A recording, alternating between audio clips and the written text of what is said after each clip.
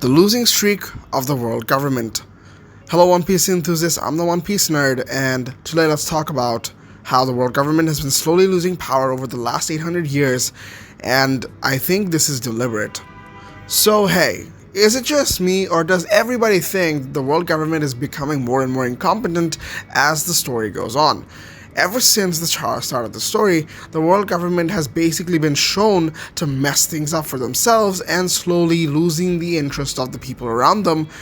What I mean by that is the general population losing faith in the world government and the world government in general losing in the fate of their power. So, what does it mean? Before we move on, make sure to like and subscribe. It helps the channel a lot. Now that you have, let's begin. So, what does it mean about the world government losing power? The first thing that pops in my head when it comes to power is Doflamingo's line when he talked about the national treasure in Marizua. He said, "Power has a short shelf life. You lose it too fast." And that is what got me questioning that the entirety of One Piece has basically been how this tyrant or this organization in the world, this deep militarist thing, has been ruling the world for 800 years, and slowly but surely they're starting to lose every single one of their battles, if not all. I mean, most of their battles, if not all. What does it mean? It starts from them having warlords that are basically using the system for their own benefits, and we have them failing to capture Luffy time and time again, even though their ace fruit is one of the most valuable or perhaps most, dangerous fruit for the world government to, just roam around freely, especially for a teenage boy that wants to become king of the pirates. With all that being said, I think it's a deliberate part from Oda about him showing how the world government will slowly crumble over the time. We have to remember, the people in power were not the world government before 800 years ago. When Joy Boy existed, there was a war, and we probably most likely know that Joy Boy was probably victorious before then. There were people against Joy Boy that wanted him gone because they wanted power for themselves, which is probably how the 20 Kings got formed, and we have now the world government. With that being said, they slowly wanted to make sure that nothing gets out of hand and that everything, information, power, communication, technology, everything stays with them. And they made sure that the rest of the world didn't have what they did, or, couldn't even retaliate because of the monopoly they have on every single outlet in the world. But slowly, once Luffy started gaining notoriety, people like Roger, like Luffy, who are reincarnations of Joy Boy, came back into the fray, into existence. I'm quite sure there were a handful of them within the last 800 years, but none of them were as notorious or as troublesome as Luffy or Roger. Even Roger, compared to what Luffy is doing right now, didn't live up to the mark. Roger never endangered the world government as much as Luffy is doing right now. Roger never had the Gum Gum fruit, or rather the Sun God fruit. Luffy does. And if there is anyone as a symbol to help the world rise up against the wrong nation or the wrong source of power, that is Luffy. And we've seen it lose it time and time again. Doflamingo. Remember Doflamingo? He wanted Law's immortal surgery to make sure that he has the power of the national treasure. And we don't know what the national treasure is, we can only just speculate.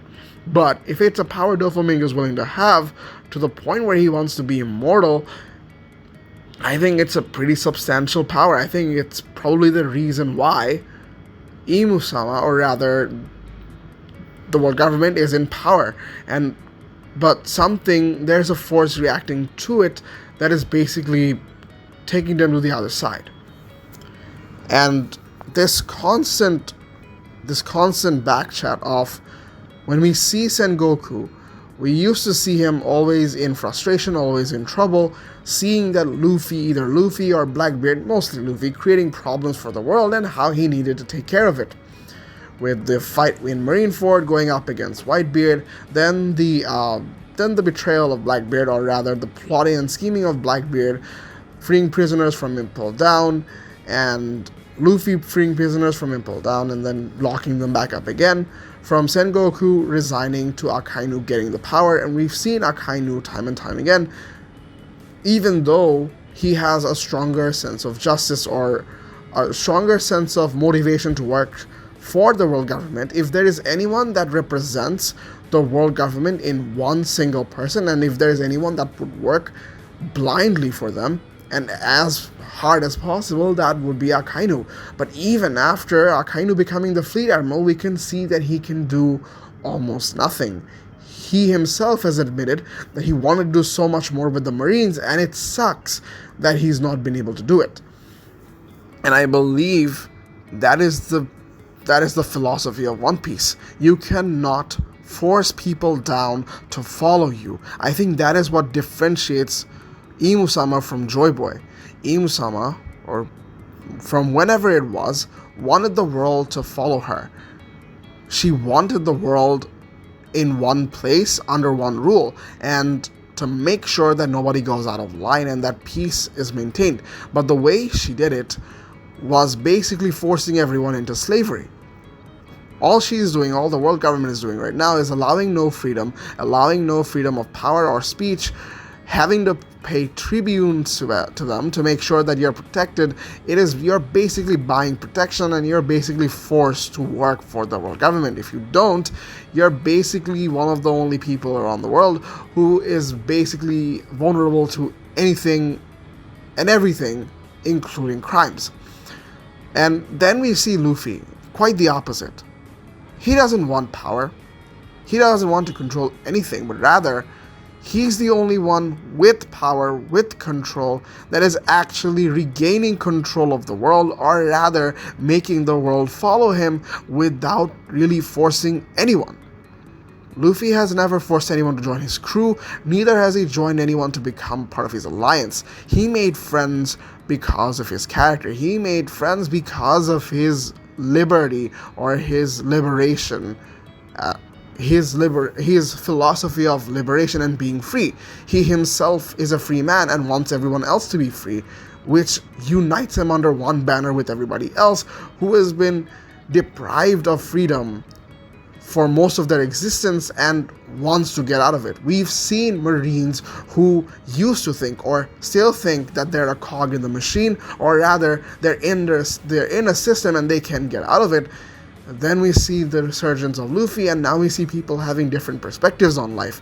What I mean by that is examples of Kizaru, of Fujitora, of Aokiji, thinking that the world maybe isn't just the world government versus pirates, or rather the world government good and the pirates are evil.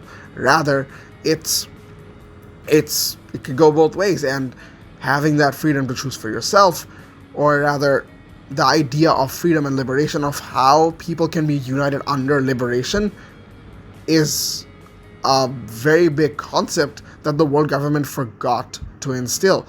And we can see that with Kuma, the way they try to control him, but he's still defining the world government regardless, time and time again. And I think it just goes to show that power by force, the moral of the story for One Piece is power by force is never the best way to gain power, or rather, trying too hard to keep power is what creates your downfall, and that is what is happening to the world government. This wasn't a theory video. This was a speculation as to why the world government is losing power, as to why the world government keeps losing every single one of their fights, and how Luffy's just different from them. And the philosophy of One Piece lies in this one place of where freedom unites people, and that is the message of the video. Do what you feel like. Do whatever makes you happy. Don't harm others, and don't try to control anyone, because you can never keep people by your side by forcing them into it. That's it for the video, guys. If you guys enjoyed, make sure to like and subscribe. Have a great day. and peace.